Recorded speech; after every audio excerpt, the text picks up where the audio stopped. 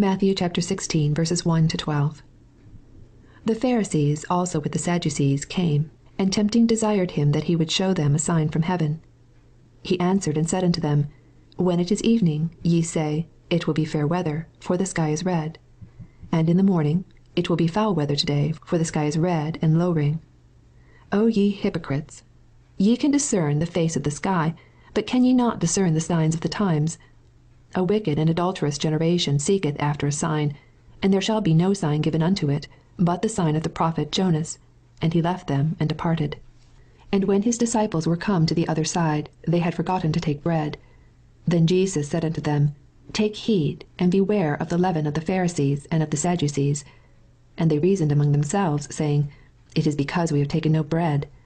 Which when Jesus perceived, he said unto them, O ye of little faith, why reason ye among yourselves, because ye have brought no bread? Do ye not yet understand, neither remember, the 5 loaves of the 5,000, and how many baskets ye took up? Neither the 7 loaves of the 4,000, and how many baskets ye took up? How is it that ye do not understand that I spake it not to you concerning bread, that ye should beware of the leaven of the Pharisees and of the Sadducees? Then they understood how that he bade them not beware of the leaven of bread, but of the doctrine of the Pharisees and of the Sadducees. In these verses we find our Lord assailed by the untiring enmity of the Pharisees and Sadducees. As a general rule, these two sects were at enmity between themselves.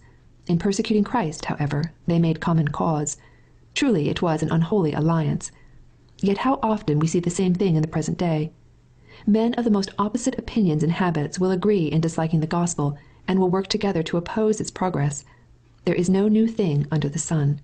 Ecclesiastes chapter 1, verse 9. The first point in this passage, which deserves special notice, is the repetition which our Lord makes of words used by him on a former occasion. He says, A wicked and adulterous generation seeketh after a sign, and there shall be no sign given unto it, but the sign of the prophet Jonas. If we turn to the 12th chapter of this Gospel and the 39th verse, we shall find that he had said the very same thing once before. This repetition may seem a trifling and unimportant matter in the eyes of some, but it is not so in reality. It throws light on a subject which has perplexed the minds of many sincere lovers of the Bible, and ought therefore to be specially observed. This repetition shows us that our Lord was in the habit of saying the same things over again. He did not content himself with saying a thing once and afterwards never repeating it. It is evident that it was his custom to bring forth certain truths again and again, and thus to impress them more deeply on the minds of his disciples. He knew the weakness of our memories in spiritual things. He knew that what we hear twice we remember better than what we hear once. He therefore brought out of his treasury old things as well as new. Now what does all this teach us? It teaches us that we need not be so anxious to harmonize the narratives we read in the 4 Gospels, as many are disposed to be. It does not follow that the same sayings of our Lord, which we find the same in St. Matthew and St. Luke, were always used at the same time, or that the events with which they are connected must necessarily be the same. St. Matthew may be describing one event in our Lord's life, St. Luke may be describing another, and yet the words of our Lord on both occasions may have been precisely alike. To attempt to make out the two events to be one and the same, because of the sameness of the words used, has often led Bible students into great difficulties. It is far safer to hold the view here maintained, that at different times our Lord often used the same words. The second point which deserves special notice in these verses is the solemn warning which our Lord takes occasion to give to his disciples. His mind was evidently pained with the false doctrines which he saw among the Jews, and the pernicious influence which they exercised. He seizes the opportunity to utter a caution. Take heed, and beware of the leaven of the Pharisees and of the Sadducees.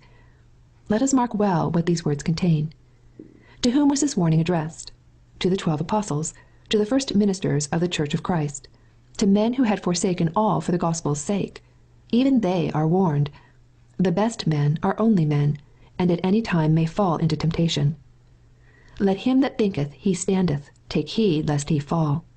If we love life and would see good days, let us never think that we do not need that hint. Take heed and beware. Against what does our Lord warn his apostles? Against the doctrine of the Pharisees and the Sadducees. The Pharisees, we are frequently told in the Gospels, were self-righteous formalists. The Sadducees were skeptics, free-thinkers, and half-infidels. Yet even Peter, James, and John must beware of their doctrines. truly the best and holiest of believers may well be on his guard. By what figure does our Lord describe the false doctrines against which he cautions his disciples? He calls them leaven. Like leaven, they may seem a small thing compared to the whole body of truth. Like leaven, once admitted they would work secretly and noiselessly. Like leaven, they would gradually change the whole character of the religion with which they were mixed. How much is often contained in a single word? It was not merely the open danger of heresy, but leaven, of which the apostles were to beware. There is much in all this that calls loudly for the close attention of all professing Christians. The caution of our Lord in this passage has been shamefully neglected. It would have been well for the Church of Christ if the warnings of the gospel had been as much studied as its promises. Let us then remember that this saying of our Lord's about the leaven of the Pharisees and Sadducees was intended for all time. It was not meant only for the generation to which it was spoken. It was meant for the perpetual benefit of the Church of Christ. He who spoke it saw with prophetical eye the future history of Christianity.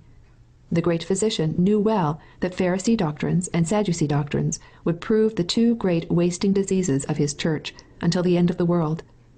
He would have us know that there will always be Pharisees and Sadducees in the ranks of Christians. Their succession shall never fail. Their generation shall never become extinct. Their name may change, but their spirit will always remain.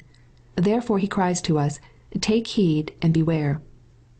Finally, let us make a personal use of this caution by keeping up a holy jealousy over our own souls.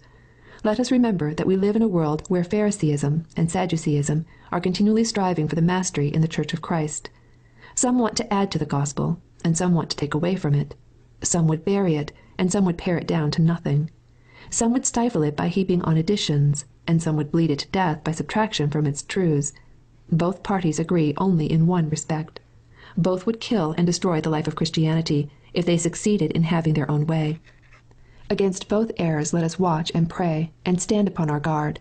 Let us not add to the gospel to please the Roman Catholic Pharisee. Let us not subtract from the gospel to please the Neologian Sadducee.